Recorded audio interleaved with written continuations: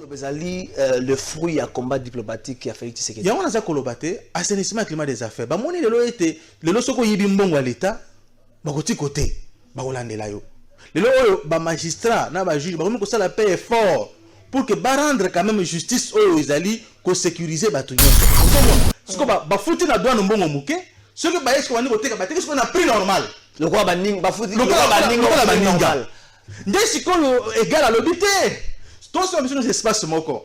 N'est pas besoin de déclarer prix assez, mais pas de cas n'engagé mon abisso. Mais bien tout ça la déclaration n'engagé normal, mais tout ça côté qu'on appelle donc la concurrence déloyale. Il parle de la concurrence déloyale. Pour qu'il ne cause pas prix réel, yanani. Tant que je pas prix réel wana, nda zongi à opposer ba opérateur économique. A bien battu parce qu'il y a un comité de suivi des produits de première nécessité ils à la économie wana. Tout ces jacques na importateur nyos ba importateur na ba yi a opposer banga mais bino bolo bakaka ba menasaki bango ba langage un peu discours non mais écoutez papa pour la santé de votre époux la solution est là Grass Light elengi ya loposo ya mwasi africaine Grass Light ezali produit ezana sans hydroquinone soko olingi ozala kitoko lokola ngai sans tache yaka na Grass Light esalami na fruit esalami na plante esalami na loso pe esalami na bambou mafuta kitoko oyo ezongangisa loposo lokola ngai oza na tache te oza na ride te malgré âge na yo Grass Light toza na mafuta mpona nzoto bongo toza na gommage toza na le de visage toza na sérum booster toza na savon mpona kongangisa loposo. Contactez Grass Light, composez le plus 49 176 21 99 49 42. Grass Light elengi ya loposo na mwana Congo. La maison Stelman vous propose des prestations de qualité pour vos gâteaux de mariage, anniversaire ou autres événements. La maison Stelmag vous propose aussi des gâteaux personnalisés pour vos anniversaires ou autres. Contactez-nous au 06 63 30 36 83 ou encore au 07 81 83 15 74. Vous pouvez aussi nous contacter sur la page Facebook Hostelmag.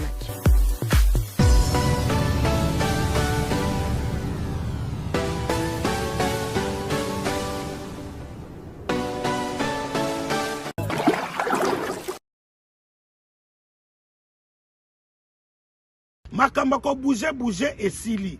Kaka na portable na yo, oza na Google Play Store, oza na Apple Store, allez, osala nini? O télécharger na kati ya portable na yo, o télécharger application mobile. Il y a Tap Sound. Donc TAP SAND. Allez, niata to leka.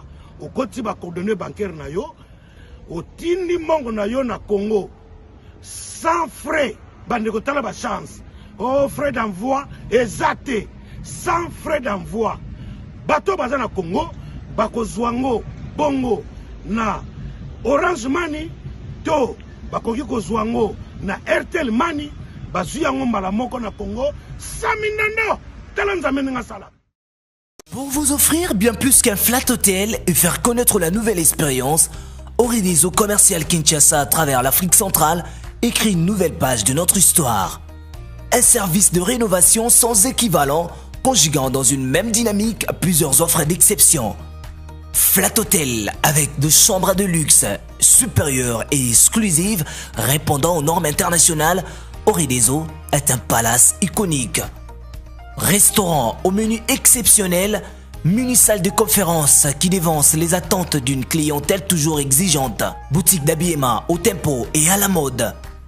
Orideso Commercial Kinshasa vous garantit le meilleur tarif pour vos frais et transferts d'argent avec une agence sur mesure et professionnelle.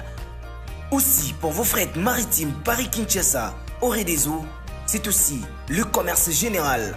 Vous voulez savourer l'ambiance de la capitale Kinshasa? Pas de panique, Orideso met à votre disposition un transport permanent de l'aéroport de Njili jusqu'à votre destination par réservation. Orideso, c'est aussi l'assistance voyage touristique et d'affaires. Oredezo est à Kinshasa sur l'avenue d'Ibaya Awitz, quartier Matongé, dans la commune de Kalamou, derrière la maison de la Bible. Pour tout contact à Kinshasa, plus 243 99 83 253 26 81 97 38 612. En Angola, plus 244 92 34 14 471.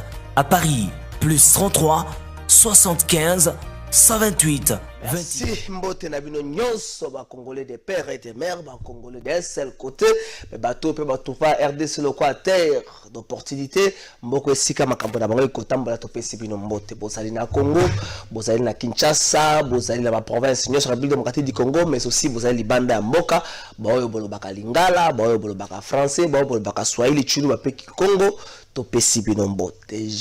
Jeudi 1er juillet 2021, année comme na moitié à souka, moitié à mi balé pe souka ya année 2021, il est plus que temps to comme moi mke ko me ko sala ba bila mi parcours ya année, il est plus que temps population congolaise mais ko sala bila mi parcours ya gouvernement ya des warriors c'est vrai mais ndenge nini moto na ko na ye atamboli lenge nini pe oeti mandambu ya ane oetika le kotambola lo lenge kani République démocratique du Congo héritage ya famille Kabila te héritage ya famille Lumumba te ya famille Tshisekedi te ya famille Kengo te ya famille Bemba te République démocratique du Congo mboka ya moto nyonso amoni te Congo yo ezali esikana ndenge nini ko kanisa ko tombola Congo yo et l'équipe penza motu ya mingi penza ko leka makasi koleka ndenge nini kotonga to pe ko critiquer maye mabe sala baki bambula l'équipe pour ceux qui to tikali kaka na critique to kotombola nkita ya mboka oyo te to kotikala kaka la ba discours le Congo est un pays potentiellement riche to bossa na que l'homme ne mange jamais la potentialité, l'homme mange le travail. On voit ma pesa valeur na mongamba pour être Congo et kende liboso so ki to meme to tiela mutu na biso mo makambo to komona ke mutu nyonso na ko na ye akopesa le meilleur na ye pour être Congo et tombwa nini to kolobela mokola lelo ça vrai to na fièvre ya 30 juin to meka mwa mke ko beta lisolo ya 30 juin to ça la bilan et perspective to ko beta mwa mke lisolo état de siège to ko beta pe mwa mke lisolo ya mai oyo mokonza mboka Félix Tshisekedi Tshilombo alobaki na journal Jeune Afrique extrêmement comme le chef d'État avait qualifié les militaires UNC des irresponsables, des gens qui jouent avec les faits.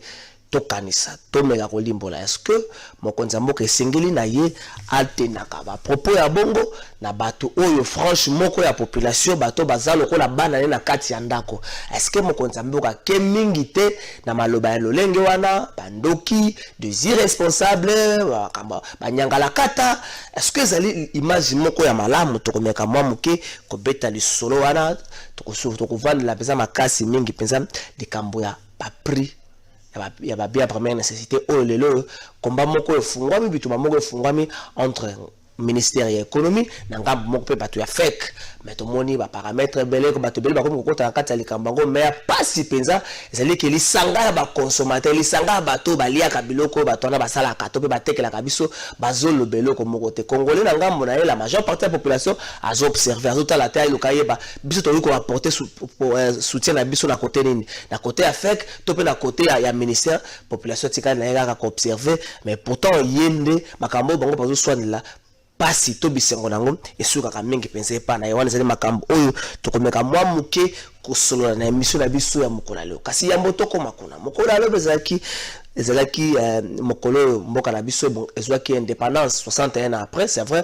nous c'est fois ça la bilan na ye même so tozo mona ndenge ni bilan ngo ezokende na ngambo na ye Martin Fayulu Madidi président ya parti politique ECD asalaki message moko pona bana mboka nini alobaki na kotikela bino moko bolanda ye boyoka makambo nini oyo alobaki bongo tokozonga to présenter bino invité na biso ya mokola lelo ya zali moto moko azalaki conseiller na ministère de l'économie na l'époque oyo na époque plutôt madame Akassa azalaki ministre ayebi lisolo négociation ya makambo ya baisse après ndenge bandaki yango penza mingi tozuye mais tokena on a régi tout à la Martin Fayulu bongo tokozonga à poser les jalons qui feront du Congo un pays fort, digne et prospère à la dimension de ses ressources et de sa position au cœur de l'Afrique.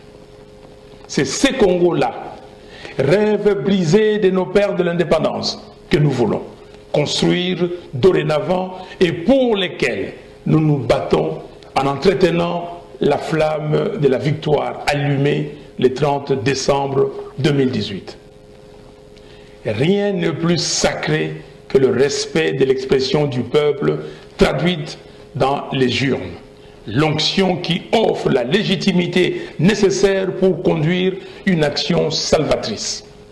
Sans institution légitime, sans enrayer la corruption endémique actuelle, le développement du Congo restera utopique. Notre pays n'a pas vocation à demeurer une zone d'extraction des ressources primaires sans leur donner une valeur ajoutée. La paix et la prospérité en RDC passent entre autres par le développement des industries de transformation ainsi que des infrastructures de communication, routes, rails, ports, aéroports, pour assurer la liaison entre toutes les provinces et tous les territoires du pays. Nous devons rester mobilisés et éveillés pour que plus jamais personne ne puisse voler le choix du peuple souverain. De la même manière, nous devons rester vigilants et mobilisés pour réclamer l'exhumation du rapport Mapping. Chers compatriotes, nous n'avons qu'un pays. Et c'est à lui seul, à son drapeau, que nous devons allégeance. C'est dont nous avons besoin. C'est un État organisé, avec des institutions légitimes fortes et un leadership responsable et compétent, porteur d'une vision claire de la place de la RDC, non seulement en Afrique, mais aussi dans le monde. Que Dieu bénisse la RDC et son vaillant peuple. Je vous remercie. Restons toujours dans ces chapitres, 61 ans après. Prédit qui peut comprendre moi muke wana ezali babengaka les aléas direct bolandi bino moko Martin Fayulu madidi makambu na lobby pona mboko congolais sur la côté né azomeka moi muke ko peindre tableau moko c'est vrai tableau ko ça sombre mais et le koni ntori ko sala poete na centenaire ya mboka o totika la kaka tena lisolo na 1960 tango belge akendaka biso tobanda koliaka 3 fois na 1960 ba étudier bazako zwaka bourse na 1965 bana bazako tanga kabo eloko nini tokoki kosala po totika la kaka na lisolo ya bongo te po ya pasi mingi penza leke totika la kana masolo ya makambo leka kala o balobaka ta na voiture rétroviseur esengeli ezala moke po talaka mwasi mama moke motala mingi penza liboso ma biso rétroviseur eza monene koleka makasi toza mingi na masolo ya malamu ya kala oyo ya lobby ya malamu ewi koya tozokanisa yango te po ete toza koprojecte avenir moko te meilleur par rapport ya oyo tozovivre lelo nini tokoki kosala po ete lobby ezala meilleur koleka lelo bitumba makasi ebongi tosala.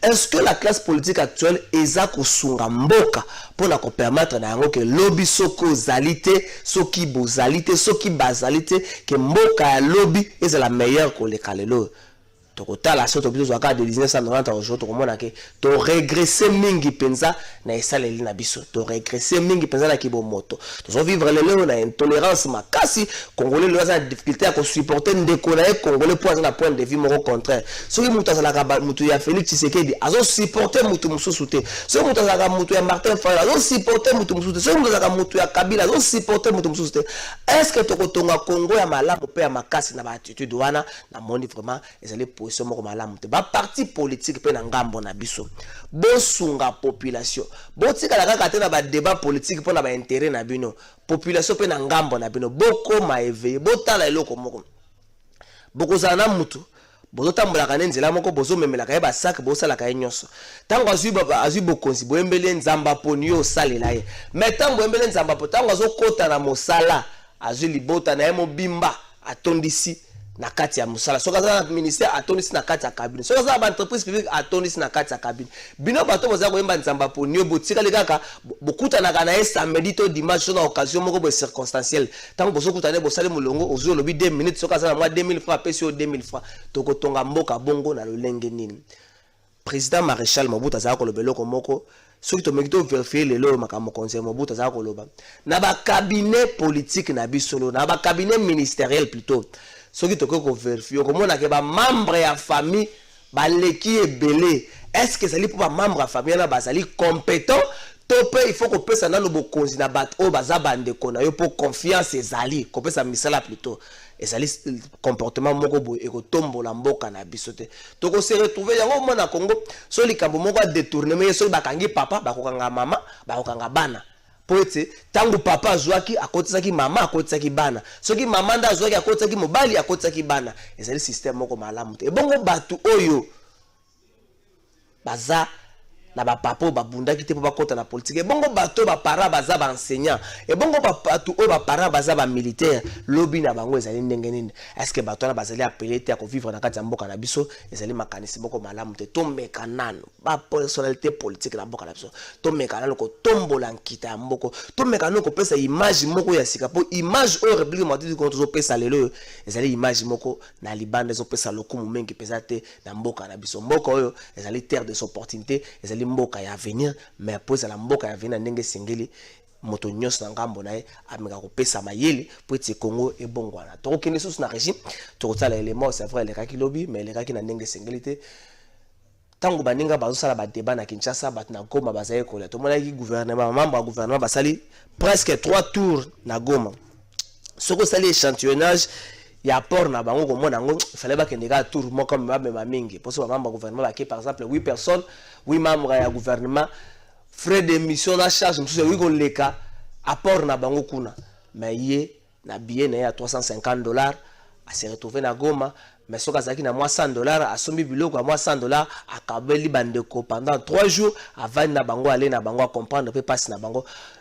Pendant ce temps, ça même pas Eli, il y a ville ya Goma, azali Eli ya Kinshasa na Tchango précisément mais amemi à port na makasi na bande kwa Goma. Donc na régie total élément ya mwana mboka okikalonji. Yazo sa no ba débat jibité mais yazo sala mosala poete peuple o epesa ki manda ezala soulager tant soit peu. Donc na régie.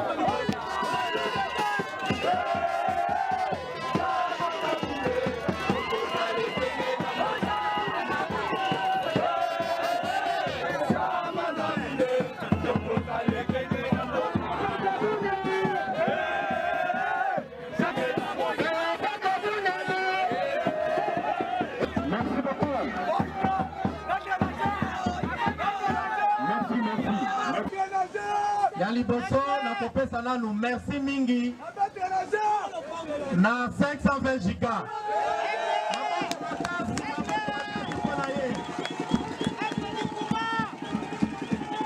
et yo qualité na yo ki en hôtel makasi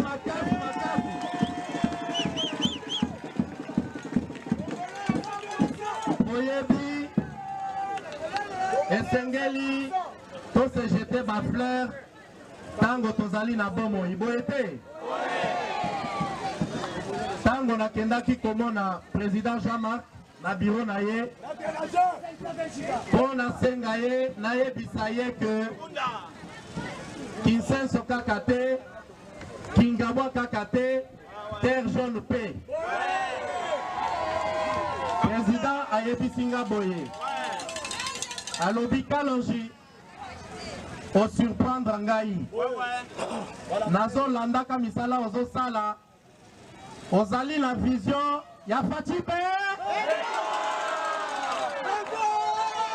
alobi bilenge ya boye esengeli tocha bango maboko esengeli tocha bango poa na yango wana président na motema mobimba topesi yo merci mingi na kombo na moko na kombo ya bana terre jaune mobimba naza na esengo mingi ndenge boyaminga awa mokolo chef de l'état ayaki kolanse batravers ya chilejelu awa ngai nazaki désigné nazala na limité mais nakokaki mpe kozala na bino awa protocole esengaki ngai nazala kuna donc ce n'était qu'une partie remise lelo biso oyo tokutani ndenge na ye awa nakuti bacollègue na nga badepute avant na banda koloba esengeli na présente bino bango parce que baza bacollègue na ngai. À tout honneur, à tout seigneur, Nazali Kosenga, honorable Guy Kalonji Telema. Parce que le Moussa Bendi Sibisora, Robert Maboko.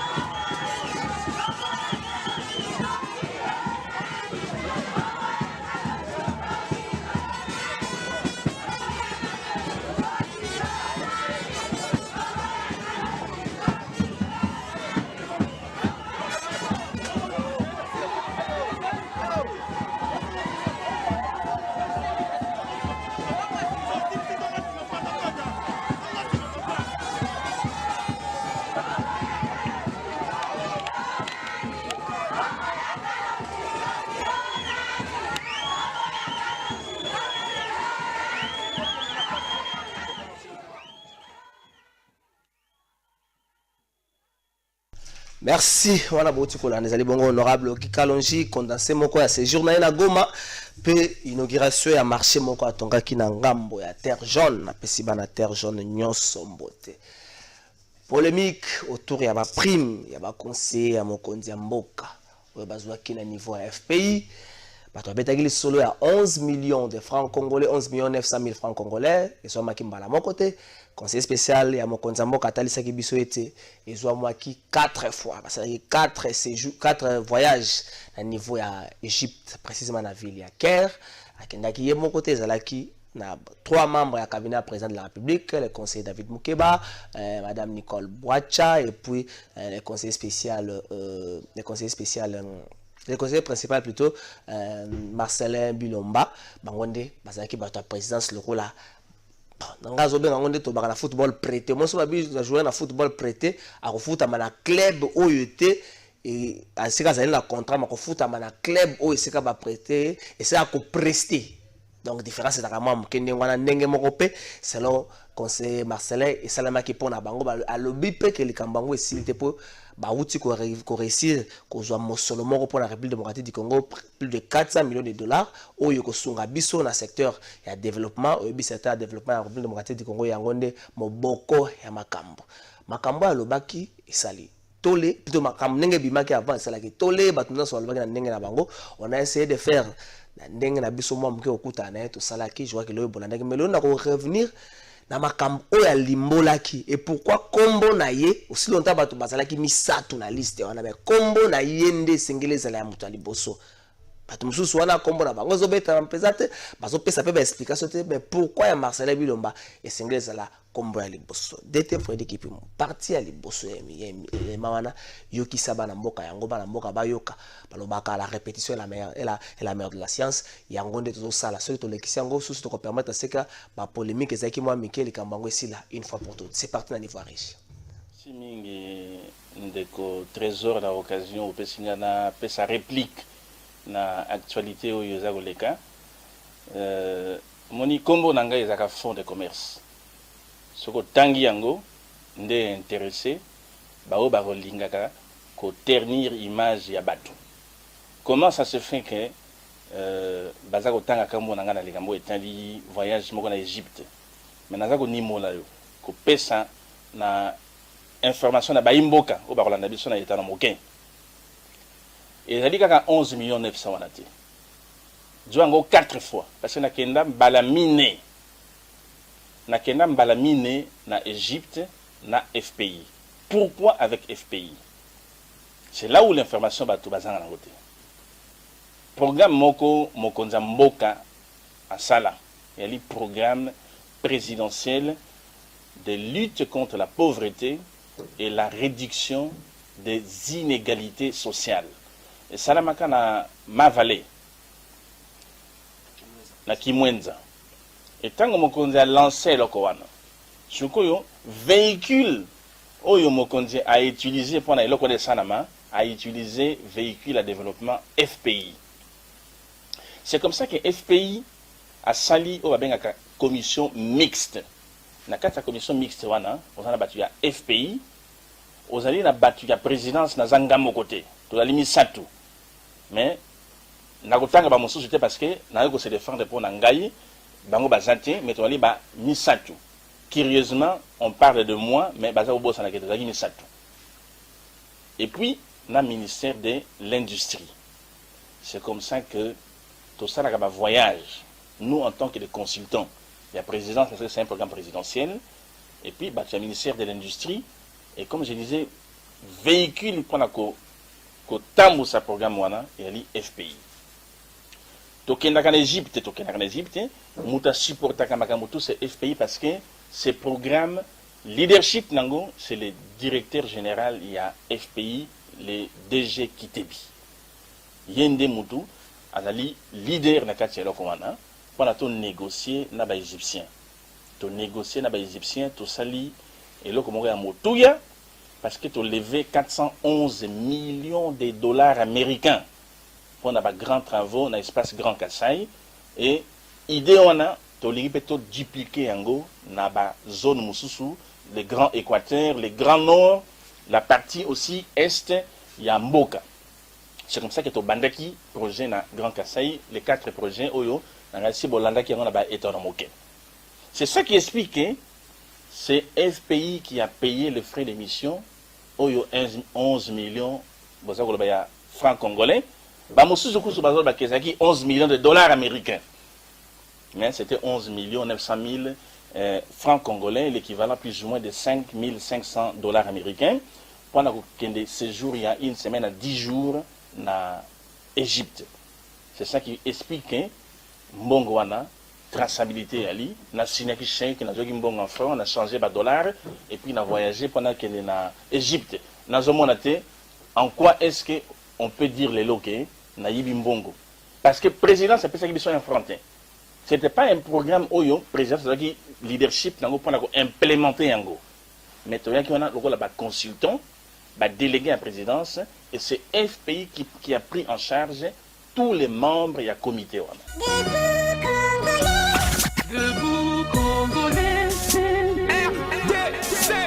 Nous avons fonds de commerce. Parce que nous avons Muto moko ya Bwania na bima na école de l'excellence, n'est-ce pas? Comme David Moukeba aussi, mais le ko langai na langa polele na couture na likama mabe na belelaka ndo kisoki okutani na yo moni ye belela tango beleli wa affaiblir ye tango ko belela te c'est qu'on est complice. Pourquoi on parle de moi? Ben parce que vous devriez bien le savoir pourquoi on doit parler de moi. C'est parce que na bangaloni Nabanga nini? Nabanga nani? Des affaires à la politique aux Obangate. Oh, nabanga nani? Mbogo ya nani? Ya bisonné surtout. Pourquoi faut nabanga? Moyibi belela ye, moyibi place neza na prison. Yo belela ka bato lo bele ki. Na ko belela pele sous. C'est pourquoi quand ngazo belela na koki komiti kanté na piège que naïba na lobby que na bima na école de l'excellence ba après na ko yiba na kimukolo te moyibe na mwana kinoti oza kokola na koli na moyibi te. Comment expliquer que les loyo ngai na ajo na sanango na parcours na sanango na yibate na sala na baisika ya ndenge na ndenge na kati ya mboka oyo ngande mokolo ya Transkin International, toute la ville en parle. Na draina de millions de dollars américains par mois ko futaka batu awa na société tango zaki ko sana makabebele na yibate kaka lelo nde tak no yiba 5000 dollars américains, 11 millions au basa ko belelaka na ba réseaux sociaux. Mais non, ça c'est ce qu'on appelle koluka ko noyer mutu. Mais côté wana e ko simbate e ko simbata mukete parce que ndenge na kota na présidence na ndenge na ko bima na kotikala kate komi pesa na ba makambo ya ba anti valeur mokolo oyo bako joanga na likambo wana c'est que na langwaka et puis na ko démissionner immédiatement na ko démissionner. C'est une façon de dire que si quelque chose de cette manière-là est commis, c'est que na se donner na ba oyo bazo salango, c'est que na ko na mbeba na ko la dignité na sala musala oyo mokonzi apesanga confiance na ko tika na ko sala yango te.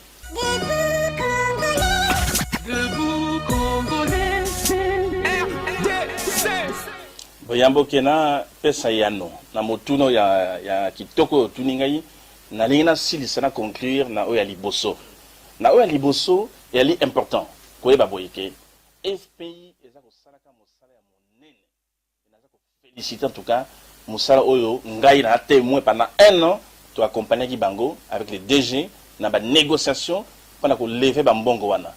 Mais FPI est aussi victime lelo na succès na ye parce que et belé à bateau ba juanka ba crédit na FPI ba zongi sambongo wana te à l'état ba kanisi que toi encore na époque oyo ya ba mauvaise gouvernance ba politicien ba o juanka ba nyongo ba zongi santé. Et c'est ça qui fait que les loyo les DG qui débi est vilipendé parce que azali ko respecter mi beko ya chef de l'état, je cite Félix Antoine Tshisekedi, que il faut gouvernance financière.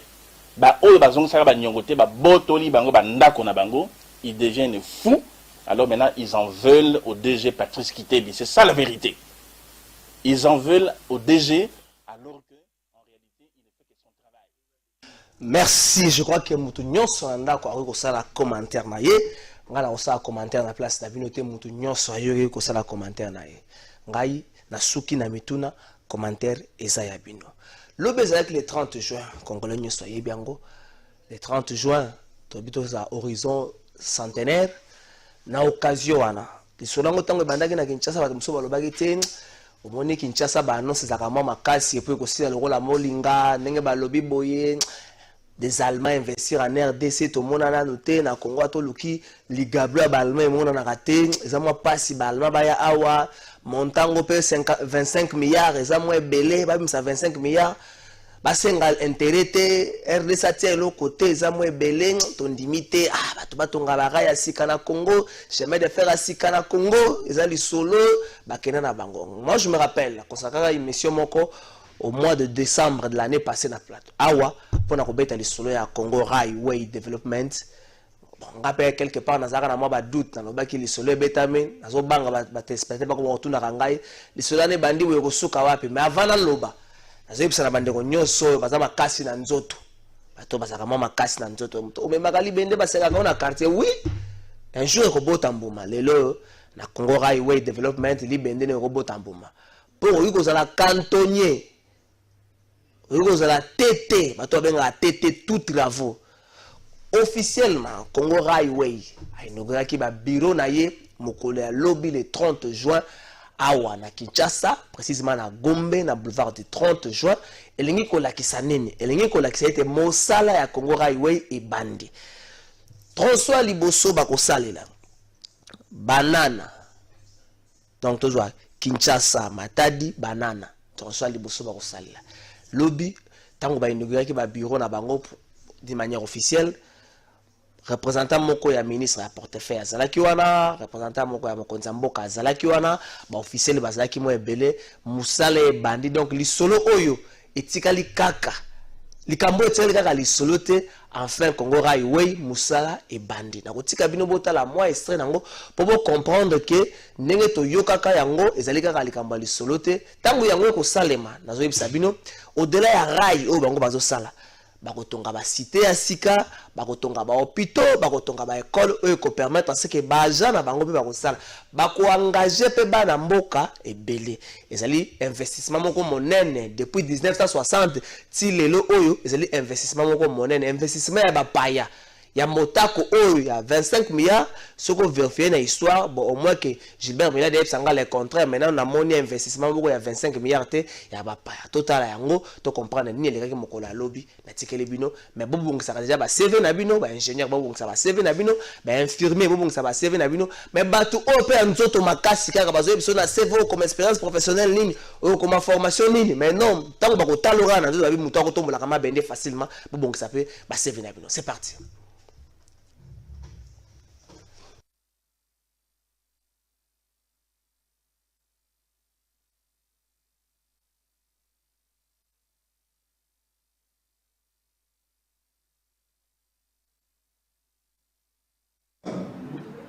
Excellences, Mesdames et Messieurs les membres du cabinet et sénateurs,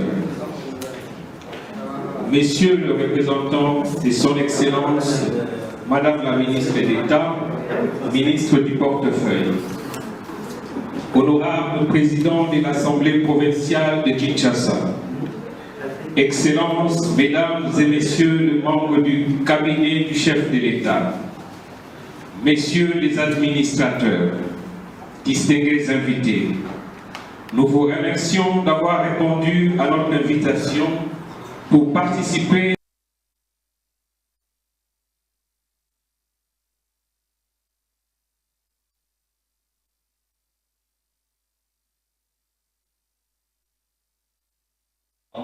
être aujourd'hui ici avec vous et ouvrir notre bureau ici à la boulevard de 30 juin. À ce jour, le 30 juin, c'est un jour qui est très important pour vous, pour votre pays, pour le peuple congolais. Et je veux dire, ce projet, c'est un projet de Congo rêvé pour le peuple congolais. C'est un projet congolais. Et je veux dire merci beaucoup à tous. Vous êtes ici et aussi les autres qui ne peuvent pas être ici aujourd'hui, qui nous soutenir dans ce grand développement, dans cette discussion controverse, les discussions qui est très dure à quelques jours. Et je suis très très content que tout le monde qui est ici nous soutenir dans ce développement. Le grand projet d'implémentation d'un chemin de fer dans le pays en Afrique qui est plus important, qui est dans le centre de ce continent. Nous connaissons le développement ici économique. C'est une question et un vœu de son Excellence le Président de la République qui veut développer le pays pour vous, pour les Congolais. Et je peux dire dans les dernières 2 années, nous avons la chance de travailler avec le soutien de son Excellence le Président de la République et d'autres membres du gouvernement. Et je veux dire, ça nous donne beaucoup de force parce que nous avons vu le grand vœu, le grand intérêt de faire les projets industriels, de faire les grands projets de logistique ici dans le pays. Je veux dire, moi, je fais tout pour ce projet, je fais tout pour le Congo, pour le peuple congolais, parce que j'ai la chance dans les dernières 15 ans de travailler ici avec mon équipe, Dr Chingoma, M. Mwamba, M. Chabani, M. Godé Kankou et d'autres amis et collègues. Et j'ai la chance de comprendre comment vous êtes aussi engagés dans le développement dans votre pays. Je vis aussi les difficultés nationales et internationales qui bloquent à quelques phases ce développement. Et ce n'est pas facile de développer un projet avec cette taille, avec cette importance avec et contre quelques d'autres intérêts. Moi, je donne toute ma force, toutes mes possibilités et tous mes amis, tout mon réseau aussi soutenir ce projet dans le futur. Je vous dis merci encore et je vous souhaite un très très bon jour de l'indépendance aujourd'hui. Merci. Docteur.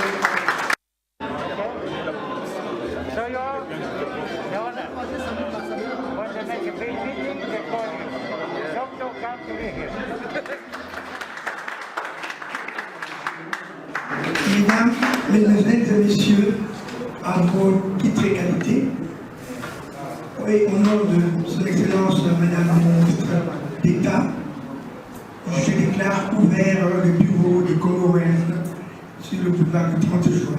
Un projet qui est en train de concrétiser la volonté ou la vision du roi Baudouin qui avait déclaré avant la construction du chemin de fer au Congo en disant sans les chemins de fer, le Congo ne vaut pas un pays. Aujourd'hui, nous avons l'opportunité d'avoir un projet aussi grandiose comme celui-ci qui servira d'épine dorsale de notre économie. Je déclare donc ouvert le bureau de Congo Airways. Je vous en remercie. Merci pour la question. Ce projet, vous le dites si bien, c'est un projet gigantesque. C'est un projet qui va avoir un impact économique inimaginable. Nous allons employer à peu près 50 à 60 000 personnes. Donc il y aura sur le plan économique création d'emplois. Il y aura sur le plan économique création des petites et moyennes entreprises parce qu'il y aura beaucoup d'activités de sous-traitance. Il y a aussi ce qu'on appelle l'amélioration du climat des affaires.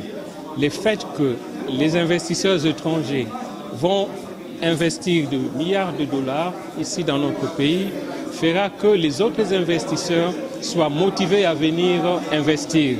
Donc ce projet aura un effet induit important en termes d'autres investissements. Et puis il va faciliter le tourisme. Mais aujourd'hui, vous le constatez avec moi, ce n'est pas facile de quitter par exemple Matadi pour aller à Gemena ou de quitter Matadi pour aller à Lubumbashi. Mais avec le chemin de fer, ce problème va être résolu. On peut parcourir de longues distances à un coût raisonnable. Le coût de la réalisation, c'est approximatif 2,5 millions de dollars par kilomètre et ça donne un grand chiffre à la fin. Mais nous travaillons dans les phases du projet et nous commençons avec 3 corridors. Le corridor Kinshasa-Matadi-Banana qui est approximatif 370 km à Matadi et plus 120 km à Banana. Et deuxième, c'est la connexion d'Ilolo-Kolwezi, c'est 450 km. La connexion avec Tenke et la connexion avec le Kasaï. La durée du projet, c'est 2 ans pour la construction et 1 année pour la planification avant, pour les études qui est déjà faites. Merci. Merci DT Freddy Kipi. Moi je crois que bana moka va comprendre nini zali projet wana Congo Highway Development ata muto amemali bende ta msusu na Kinshasa watu wazalo ba mutamemali bende azaka na musala te mais au moins na likambo yo mutamemali bende azana musala moko boye po eti akosimba boye olingo za l'actionnaire na lekati ya likambo yo bon na ebito ndire ba action ba action yo c'est bouclé mais sur na 100 millions euros ça la moins 1% na yo c'est 25 milliards les coûts. On sort le route pas allemand. Ba pesa ngoto RDC ko futa ka po bato ba banga lobe koma nyongo monene to tikal nango. Félix Tshisekedi avait promis par passage moko en Allemagne que je vais faire de la RDC l'Allemagne d'Afrique. Boyo ki DG entreprise ya Congo Highway Development à lobi ngaite. La phase à liboso 50 000 à 60 000 personnes ne ba ko sala engagé. Et ça na ba domaine belé ba infirmier, ba maçon, ba ingénieur, ba to makasi dans un système pour na ba makasi pour za ramo kwa société to kanisa ke ba za tinate. Olobeta ka mutu li kofi mo ko zo musala. Maître Robi Kayenga bonjour. Bonjour Trésor Kalafai. Bonne nuit. Té nazamala musiko. Un mot peut-être par rapport à projet Oyo, bon c'est vrai. Même quand on a combien de banques dans le Congo, sur le projet, les qui m'ont 25 milliards, on a 25 milliards, on a 0 na décembre, on a 0 loba. il va t'expecter officiellement le projet lancé. Le plus grand projet de 61 ans, il y a existence à Congo, pour il y a 25 milliards de dollars. Oyebi, dans le gouvernement où il y a Sikekoti, il y a un conseiller à ministre hydrocarbures, Oyebi Yango, tout ça qui tourne, il y a la province, pour l'état des lieux, pour l'approvisionnement de carburant, la Katiambo Ganabiso. Tout ça qui a DG à SNCC, tout ça qui a un problème makasi. Il y a rail ezali ba problème na bango ba aizana ba rail na bango ezana état ya kala et c'est coufi il faut qu'on réhabiliter yango donc tout moni était on par exemple le Kasai pour base la suffisamment approvisionner il faut corréler yango na ba rail Kasai Katanga yango ndo somona lelo 1 litre de carburant na ba Kasai eza ba 4000 5000 ba 6000 mais avec quel pouvoir d'achat donc ba projet ya boyi ezoli ya ko désenclaver et qu'on désenclaver pe secteur il y a Grand Kassai et qu'on désenclaver pe Congo na biso et permettre la circulation il y a ba marchandises parce que ceux qui ba train ça ko circuler ba train de maka ba charge ko leka au moins par exemple côté il y a Katanga kuna banzela zo be ba ebele pona parce que ba mitu kezo ba tonne ebele ba cuivre banzela o il fallait qui normalement SNCC a memaka ba cuivre a memaka ba matière première pona ko batela ba zela ils ont ça les matin donc ils allaient projet moko malam et surtout na hauteur où on a investissement ils allaient hauteur moko ils allaient très élevé nenga to yebeli pe ba bande kuna biso ba européen ba allemand bazaka sérieux bango bazaka sérieux na makambo Italie l'état a ko pesa batonyo so misalate il faut ba capitaux frais boye on parle de 50 000 à 60 000 personnes voilà l'état yemo ko engager ba congolais nyonso te na administration ko engager ba tuté il faut ba capitaux frais ya boye et ba investir nde bato ba ko zambusala yango nozo mona etumba ya mokonzi mboka za kwa assainir climat des affaires ya kwa assainir l'espace congolais pour que ceux qui mutoyer a chembongo na ye aza la garantie que ceux qui a na justice ko za malamu soka ache akofuta bampaku ekozala ndengeli oyo isengeli yango nozo mona zali kubunda pona climat des affaires eza pona bango baya batia soki bato bakomi koya boye c'est que quelque part ba monnaie Congo aujourd'hui oko ya ko investir au tchepe musolo 25 milliards de dollars ils allaient awa tende ko biso budget na biso da 5 fois budget na biso ya mboka ozomona il faut motoza la sûr que na mboka na okende ko tia musolo oyo na ko récupérer yango to ko lobezali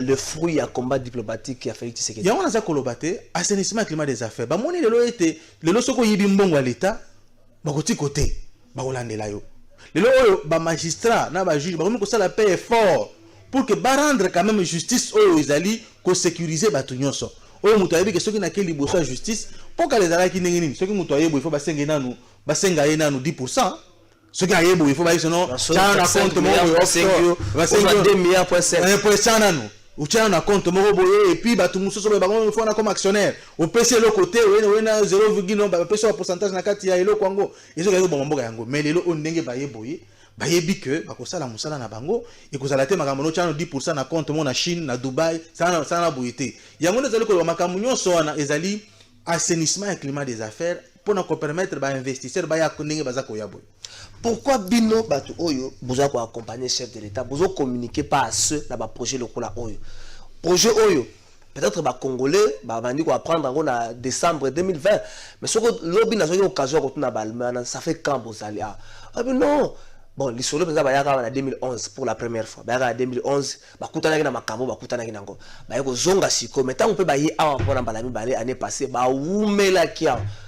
Mais bino bato bozo ko accompagner mo konzamboka, vous communiquez pas ça na ba projet oyo ko tombola. Le kumu ya mboka me ko aussi ko bongisa bilan chef de l'état. Trésor, oyebi depuis un certain moment bato baza ko loba ete to ko promettre moi mingi.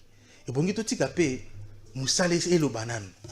Vous comprendre déjà ba congolais le yo lobeli yango te yo za congolais yo zala kasoki ya mabe zali o lobeli ya malamu soki za o lobeli o zali malamu tala muto za ko ya ko investir 25% 25 milliards to lobi 5 fois budget na biso ezali projet moko munene o uti ko loba ba uti ko loba ngo 50 000 personnes vont avoir de l'emploi soko lobi 50 000 personnes mutala ba foyer na bango donc to ko matana ba 300 000 ba ko dépendre directement na projet wana ezali musala mokonzi mboka za kopesa ezali ekokota na bilan ya mokonzi mboka mais totika musala salema bato ba kanisa Tshisekedi za kosala musala te ba biloko ya boye bongi yo ndengo zali journaliste ya munene okeko kundola yango bimisi yango boye ba mona ete soki biso to lobeli soki biso tolobeli bakoloba ete po bino bozali bato ya Tshisekedi ba promesse eleki nde bato bakolobela yango mais soki makambo eza déjà du concret boye ebongi bato bazela bakomona misala eloko yango bato bazotala ba extrait ya ba image wana ndenge nini musala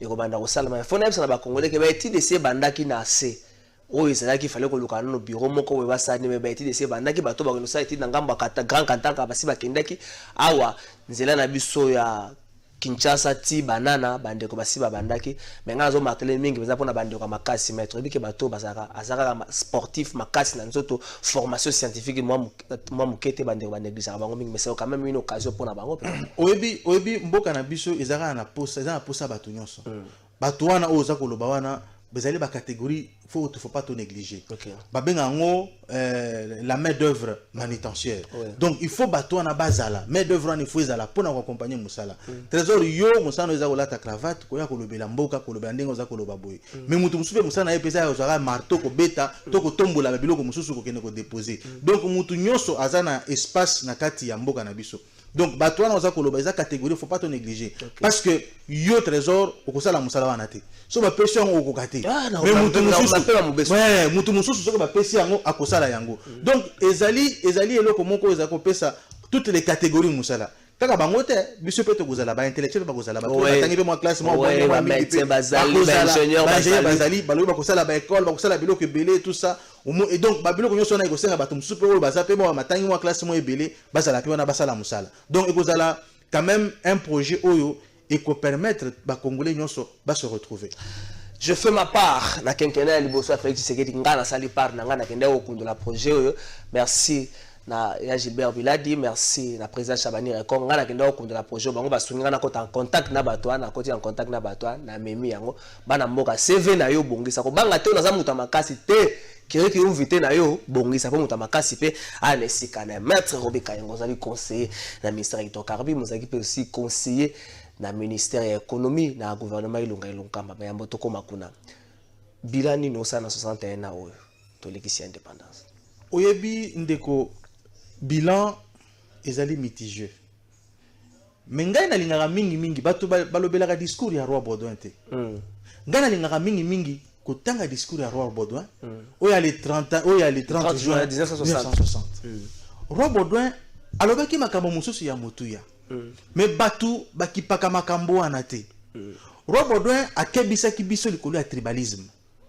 alobi awa bino bokozwa bozozwa bokonzi indépendance na bino bonsomi na bino bokeba na tribalisme oyebi déjà eloko tango isanga déjà 1960 déjà belge comprenaki que mabe moko ezali katikati na biso komona ngo tribalisme donc tribalisme banda déjà avant 1960 roi Baudouin a kolobela on a discours na ye est-ce que trésor Kalafai yo na ngai toko sala bilan ya eloko na tirelo est-ce que tribalisme oyo colonisateur a kebisa kibiso oyo ya monaki à l'époque déjà après ce qui 80 ans de colonisation tali alobi bato na moni tribalisme eza makasi na discours na ye bato batanga yango batanga discours ya Lumumba te Lumumba discours ya Lumumba ngai na mona kango alobelaka makambo elekaki eza lokola mutu nyonso azo rappeler déjà makambo boyebi déjà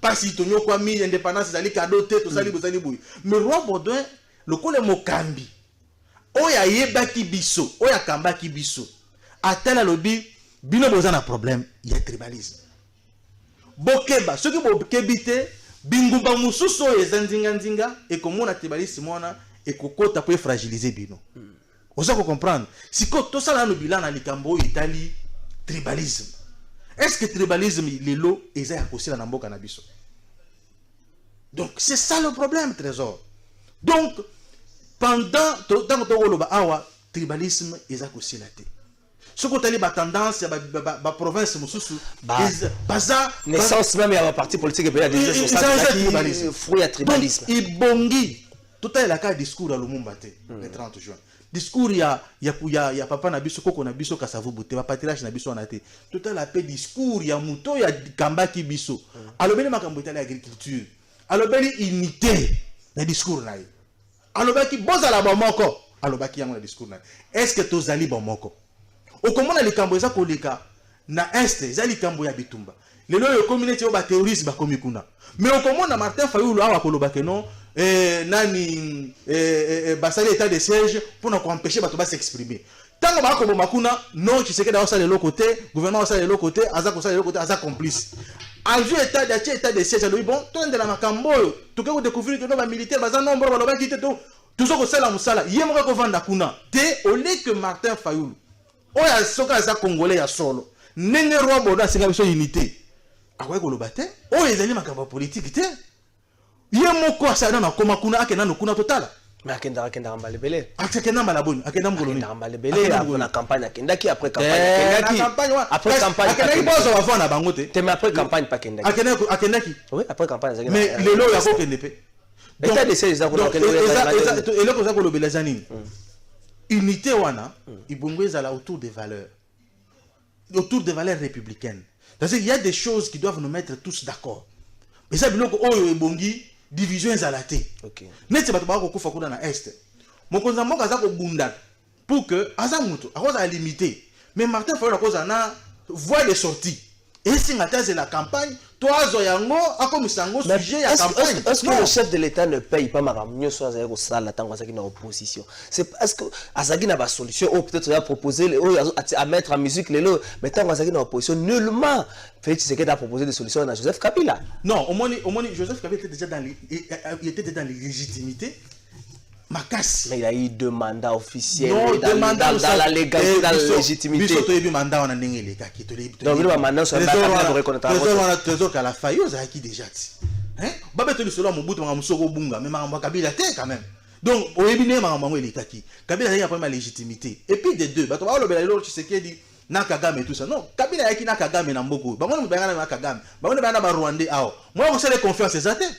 Mais tu sais que tu peux passer confiance sur Kazana Kagame pour te dire Gaza moi na Sphinx délimité. Ya ko kiko. Ya simplement Gaza moi na Sphinx ta ko va na Kagame to passer confiance. Ya to passer confiance ko pour te dire ko trahir te. Ya tikala ko so bitumba te, tikala ko mema Kagame te. Muto ma ronde na mboko ezana. Eza Kabila te. Ezana. Siko muto wana yo memela biso muto ayeko boma biso, atie biso ba malheur. Oyo se ko négocier na muto ko ndima. Po aza mutu na yo.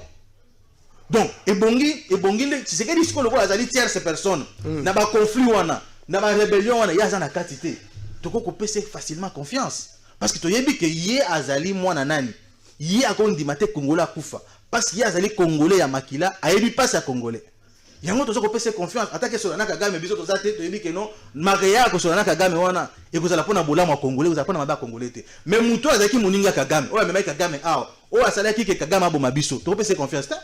Maître, est-ce que vous pensez à horizon 100 ans indépendance à mon cannabis centenaire, est-ce que RDC a relevé Motu? Est-ce que depuis 61 ans, Ali Billy a mitigé? Est-ce que dans 100 ans, RDC a relevé Motu? Surtout dans l'élément où on soulevé le camp tribalisme. Trésor, si on ne peut plus espérer, c'est que nous devons disparaître. Nous devons avoir de l'espérance. Nous devons penser à un Congo meilleur. Nous devons penser que quelque chose peut changer.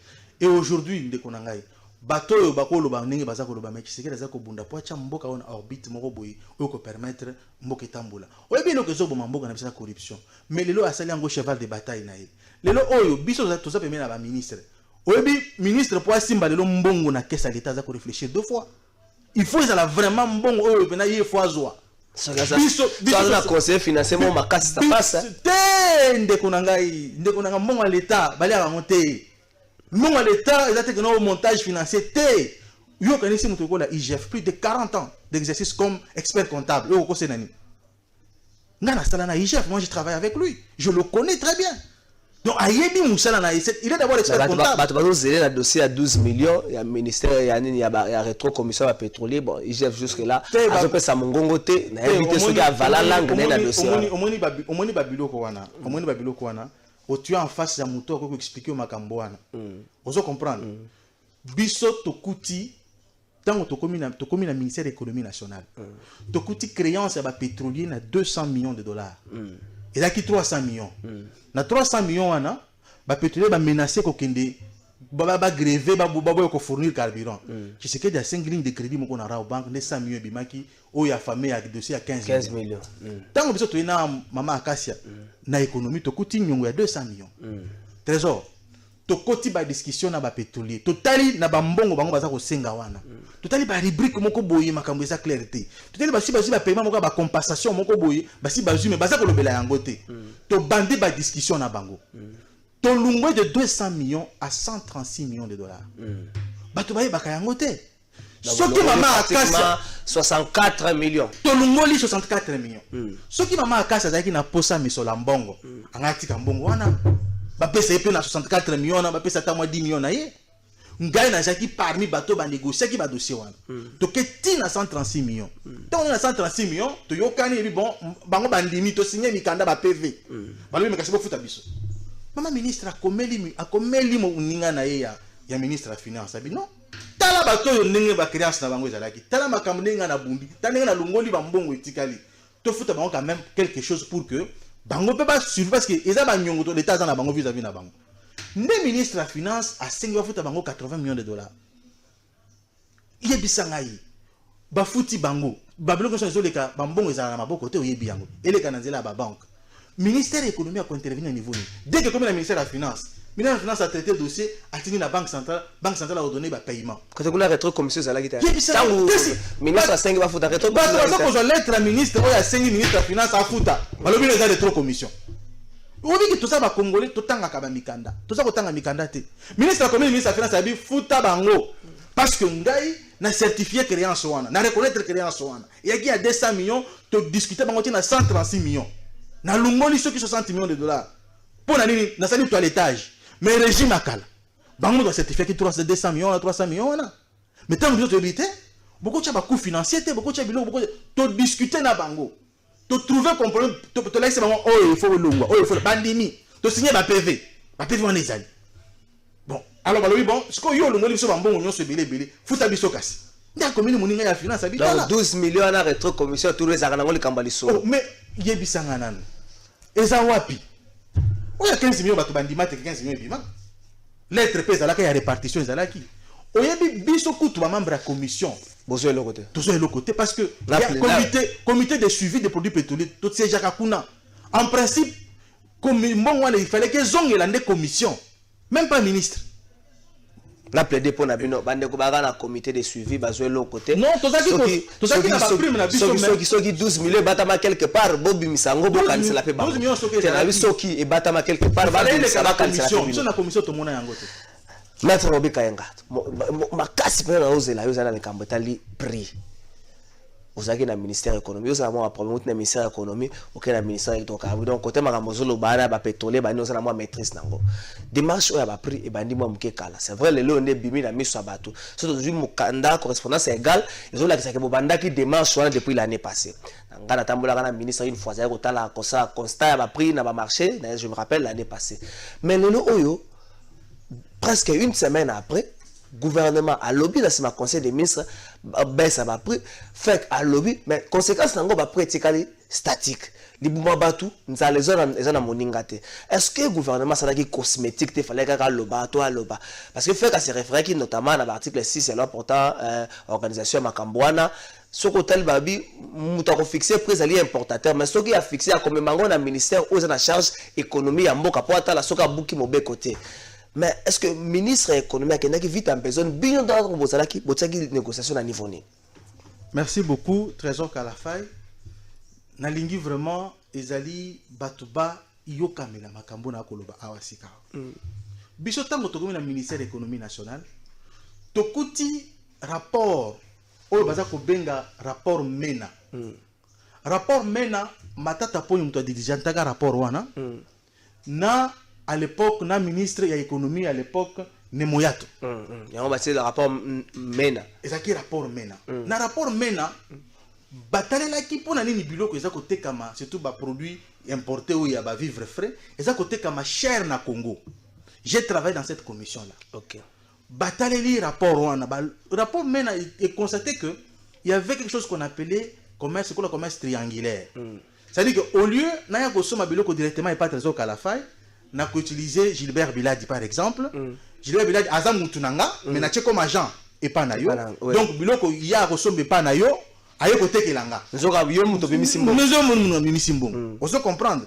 Sikoyo na ba prix on a fait on a tia na ko compter na ko le ko ya somme pas $2 de panayo ya hôtel na $2 $4 par exemple donc ils ont obligé de faire $6 on a $6 pour que mata tant on avait au tia on a tia ba coût financier mais là mususu na tia ba mbongo mususu fona ko tia na kati ya ba transport ba assurance tout ça et comme $10 ndena ekoteka rapport mena siko rapport mena loba kiboy il faut siko au gouvernement à se déplacer à kende na Windhoek na Namibie pour akende kotala prix fort bezanini prix oyo achat l'importation eza combien tokende na source nde musala efala ki to sala bato batangi mukanda égal malamu te égal aza ko jouer rôle ya aviseur oui mukanda égal azo aviseur azo ebisaka na bato ke makambo ezo sala mabe égal aza koloba nini ponga na traitaka dossier égal aza koloba que toza ko somba biloko nyonso espace moko mais bango baza ko déclarer prix sif na bango $270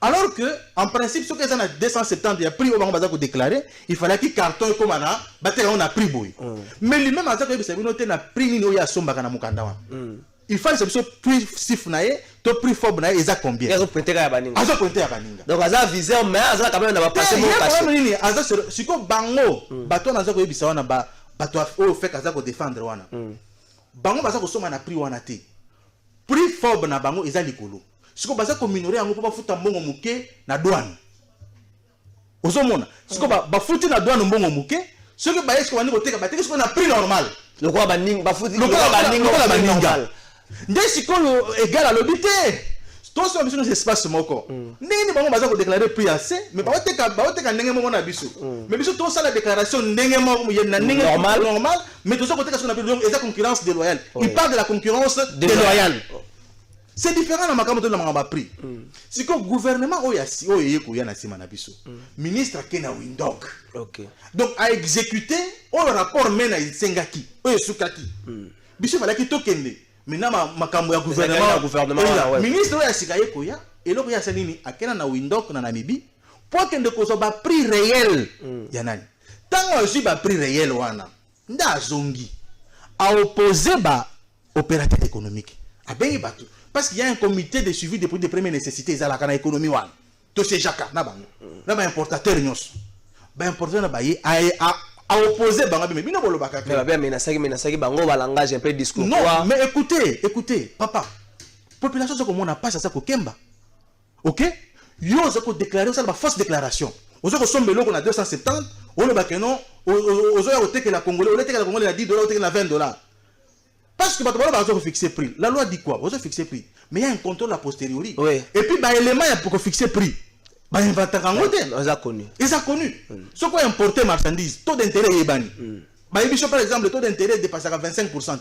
Donc tu as taux d'intérêt à monter ce qu'on importer ou il faut appliquer tu as montant assurance transport de ba mbongo il faut compter na structure de prix de ba élément structure de prix ngwana o tche transport o tche ba prix ya ba assurance o tche ba prix ba prix fob na yo ne o somela ka kuna o tche yango o sali calcul o tche taux d'intérêt na yo o ko dépasser 25% nde o bimisi prix siko comme système na un système avec un système déclaratif ce ko sali bongo o yo ko sa ba structure de prix wana o communiquer na ministère de l'économie c'est le ministère de l'économie tant au ministre a créé ko vérifier ana ba structure na ningo communiquer kango publier kango na ministère de l'économie asa ba déclaration na DGDA parce que tant il y a DGDA pour cette déclaration circuit officiel siko akekuna gouvernement namibien a transmettre biso ba prix officiel ba sombela faut pas ko ça na kombo bato siko ministre siko atali alobi non eza boité siko nde abengisi bango na réunion ba discuter na bango mais lokolo yebi ke na mboka na biso soko tangi mibeko bato yebi bato ngana okama ba congolais ministre pour que acha ba prix faut signer arrêté arrêté pour elle que faut ça débattre dans conseil des ministres le ministre a du dossier à quel moment le conseil des ministres a présenté dossier dans conseil des ministres ba débattre dossier dans conseil dossier l'équipe porte-parole ya gouvernement a sali rapport à ba congolais abi na conseil des ministres tout tanga to traiter dossier boy na dossier de traité wana il faut ba chercher comment on a pris boy mais là il y a que les années ministre a arrêté et quoi quitter avant arrêter zoma ministre ce qu'on a arrêté akoloba bon loko la to constater makambo eza boy désormais na ba prix obino bo déclarer na ba preuve to zukuna juste millier lango yango oui c'est millier yango mais on dirait ministre pas signé arrêté sinon ba yibaki hein mais arrêtez parce que kayo demain c'est ça la maquette la phase arrêté ça nga conseiller à ministre conseil juridique à ministre ko ça l'arrêter ezali lelo na eza PTT il faut que ça l'arrêter pour tenir compte ba élément nyoso on dirait parce que sur la table à négociation na ba importateur le discours entre les opérateurs économiques et le ministère de l'économie le dialogue est permanent ozomona dialogue est permanent. Tout ça, quand on a un comité de suivi pour les premières nécessités. Tout ça, on a un importateur, un comité, ça a tout ces gens. Mais tu as la passe. N'engue la prix au porte-parole au gouvernement appelle ça qui a l'issue à conseil des ministres. Bah tu vas ça dans le comment on va papier. Surtout ma maman va tega kabasa kabamali va comment on va papier. Le quoi ministre sur la table de négociation n'a pas importateur. Ce gars comme ça arrêté que va prix au cani sous-souté. Monter quelque part la population au salana. Regarde moi critique pas naïf. Non, ni trésor kalafai. Naïf bisho ba prix ba inventa kangote. Aux hommes, ceux qui prix FOB réel est à $270 par exemple. Mais au conseil la calcul, bakou ya ba transport, les bakou au biso tondimi yango ministère de l'économie a dit bon, ce que l'ongoli bilo on ce que comme par exemple na Matadi, pour comme à Kinshasa transport par exemple $2. $2 on a ndo ko appliquer. Aux hommes $2 on a ndo ko appliquer. Donc ce qui siko aux ba marchandises et outils et commis, ba prix yo so na ezali. Tout ce qui a ba sommation ba prix wana. Et tu dégager prix sur le marché. Tu as taux d'intérêt, tu as plus de marché, c'est tout. Est-ce qu'on peut se dire que le prix va négocier réellement ou encore ton quotidien? Non. Ton quotidien, la guerre ouverte entre le ministère de l'économie d'un côté et puis importateur de l'autre côté. Non, importateur, ça peut être un Congo. Tu vas dire que tu as ils ont marché mounen. Ils ont côté que ils ont bon, ils ont bon belé na Congo. Mais le ministère de l'économie a zali Moussa naé, ils allaient réguler le secteur. Moussa n'a pas non qu'on fixe prix librement, oui, mais Moussa le ministère de l'économie a réguler le secteur. C'est-à-dire que quand ceux qui besoin respecter la législation en matière économique, ceux qui ont fait des en matière économique, l'État a sanctionné yo, ba sanction ezali. Ceux qui ont les rétention, il y a stock. L'État a la possibilité de botter le stock on appelle côté kayango, loi ça permettre yango. Donc les gens que makambuke yo za ko sala pose intérêt, ministère de l'économie pas zaper na droit ya ko landela pona ko yeba. On dit nga ba kongole ba kamisa ngai. To le la kamiko no so wat. On les peut soutenir le ministre Nabino, na combat. Est-ce que vous avez dit que vous avez évité ce que les amalams ont fait? Vous avez dit que le ministre Nabiso économie a kala. Alors que vous avez fait quoi? Beaucoup de gens ont fait. Qu'est-ce que vous avez fait? Parce que vous avez intérêt à Congolais. Mais à travers qui occidental soit. À travers qui c'est ça. Kaka bongo. Donc, ce que vous allez mouton, vous avez intérêt à Congolais. Au Canada. Si vous avez ministre au Canada, tu as fait. C'est que mouton a ligné Congolais. Maître, Rolobani, égal à un certain moment présenté comme le diable en personne, mais comme on a que depuis l'année passée, égal à Salaki Oyotanga, à dénoncer qui concurrence moko déloyale. Et tu as na kata ba tiroir à bateau mavandagi qui met aussi longtemps à bateau moko boye. On croyait que égal c'est la structure la plus forte dans le secteur économique pour ça bateau moko bazo konza bazo nyoko la bateau. Oyebi égal Babiloko wana o égal à Zagolobana. Égal à Botami depuis 2013. OK. Pour l'année Nazélika 2020 pour le Bela Makambwana. 2020 au mois d'août. On a coupé ce mois secret moké. Tant que tokomi na mois de mai, de juin, Mokonzamboka a nommé IGF ou Yassika. IGF a mis dossier, il y a pas exonération dans le conseil des ministres. Il faut qu'on kata la exonération. Souvent la conséquence à Makamoto vivre le loi ça va présalir à l'exonération. Mais l'exonération qu'est-ce que l'État dans la vide? L'État qui travaille ndengini. Ba bandi ko coincer bateau bazaki bénéficier na ba exonération na ba avantage et belé. Ndesiko égal à combien ko lelate. Pour l'année depuis 2013 égal à ça exister. Ti lelo à 2020 pour dénoncer Makambwana. C'est-à-dire que les opérateurs économiques ont une fraude. Ils ont quitté le prix fort pour que les gens na douane. Si vous égal à la viseur, parce que la loi est sur pour prévoir un viseur. À combien vous avez dit que Bokeba, mais chaque prix est bien total. On a vu combien de fois ils sont descente na égal. On a vu combien de fois ils sont contrôlés égal. On va plus bâtir na tongo sur ministre qui n'a pas bomi bâtir prix mususu. Donc je vous dis que ce secteur on est très compliqué, très complexe. Les véritables Congolais, ceux qui aiment ce pays, va soutenir le ministre de l'économie nationale. Je crois que les boomeros sangisabiso nyo c'est pour muto azana nzala à soutenir la démarche où il y a baisse à exactement. Donc le numéro 5 c'est sur Congolais mais tu tires dans 3 minutes sur qui ça bakoki ko imposer opérateur économique ndenge bazawana bango c'est leur intérêt c'est tout bango c'est qui leur préoccupe c'est leur intérêt nous c'est l'intérêt général OK ozomona ministère de l'économie c'est l'intérêt général azomona l'intérêt de la population nakobunda wana papa yo komona babiloko wana kendata na Brazza tuna carton à Thomson les a combien mais nous sommes dans les mêmes tout ça na rayon moko il y a une différence c'est à niveau nini bango douane ça ndenge moko na bisoté te problème c'est à douane te problème c'est ya ba manipulation ya ba élément structure des prix oyo ministre oyo na émission rapport mais après le bapel loko mobalo peut ba généraux ba zwaka biloko pa ba importateur wana ba officiel bande ko tango bile bozo mona passe ko ngelo ka $10 ko ngelo soma so to comme na fin du mois ba généraux na ebite ba loko ni bokendo lwa kuna mettre to comme pratiquement na suka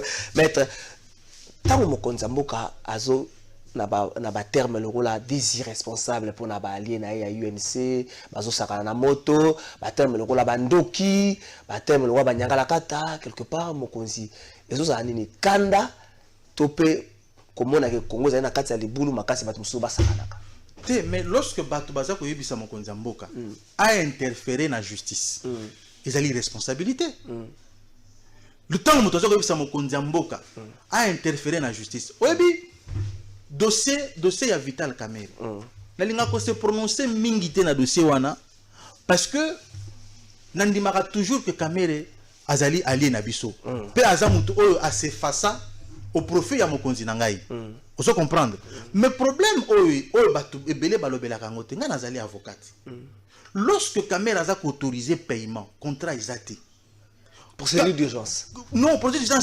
d'urgence et le but est qu'il faut autoriser paiement sans le contrat ozomona lorsque avenant ezako comme na mbongo ebele koleka na contrat principal c'est interdit pourquoi il ferait une telle démarche Kamerhe n'est pas poursuivi pour détourner yemoko a posé acte matériel té Kamerhe est poursuivi pour la complicité il y a détournement c'est-à-dire que il a accordé une aide indispensable sans laquelle le détournement n'aurait pas eu lieu ce qui Kamerhe andi makate donc détourner na bino mengam na facilité que l'histoire exactement elle va poursuivre Kamerhe yango wana OK mais tout le monde que place à yibite non ici il s'agit de la complicité en droit de la corréité en droit c'est-à-dire que ce qui yo trésor ka la faille ngana ligida yeba kulutu na biso Shabani awo mais yo yebisanga non kulutu Shabani ero ala zakarolala donc il faut y en a 2h du matin pour y bailler mais ce qui yo pesa information ngana yeba ngana yeba des aides indispensables sans laquelle l'infraction ne pouvait pas être commise ndé lo Kamerhe sala donc après ça aide moi OK à autoriser paiement contrat exact il m'a reconnaître en un procès mon colon a procès on attend Kamerhe à reconnaître que oui j'avais autorisé le paiement alors que le contrat n'était pas là mon colon Kamerhe à reconnaître que l'avenant avait plus d'argent que le contrat principal et l'autre on a déjà na niveau on a procès ici là konanga merci donc déjà makambo yako tchanga mokonga mokonza mboka te et puis tant motolo banyangala kata mokonza mboka za Kongola za kinois eza balangage na biso ozo comprendre ba vendo ba yemba banyangala kata elingo lo bateke oza bandoki et pas na biso muto aza mutema mabeto benga kendoki ezali kunya eza ndoki donc ezali langage na biso ezali malamu koza mokonza mboka oyo azali congolais oyo aza pe kinois oyo aza balangage na biso tango oyo kana facile tango oza nyangala kata congolais nyoso ayebi nyangala kata za nani merci maître tango oza ndoki lete ko kena na butu ko lokate soko moni muto lobi que non état de cette basali yango pona ko mater population pour réduire la liberté d'expression est-ce que muto naza atoko bengena merci maître Robi Kayenga Tosuki Siwana vous allez porte-parole il y a AVC émission vous avez lengi vous allez porte-parole il y a AVC vous allez secrétaire général adjoint vous allez membre du bureau politique na 30 secondes ministère ya hydrocarbures musala bozo sala coup de chapeau na ministre Didier Budimbu la 30 secondes ministère hydrocarbures et puis AVC 30 secondes Tosuki. Merci beaucoup. Batu baza ko mona musa za ko sala. To kuti dossier moko munene ya dégazage. Oyebi que batu so ko banga tango tremblement esalemi balobi gaz oza na lac kuna kivu kuna e ko risquer bima. Wana so gaz e bimi eza mo pepe. Okuta na ngo yoki ngo kofi. Mais ministre a bondi pour que dégazage esalema. Et le gouvernement va débloquer 5 millions. Ça veut dire que tout ce temps ici, pour dégager ça, c'est 5 millions de dollars. Mais bâtiment va aller 20 millions. Mais bâtiment donc 425 millions. Ils sont les lots au Bundi, dégazage et Salemi.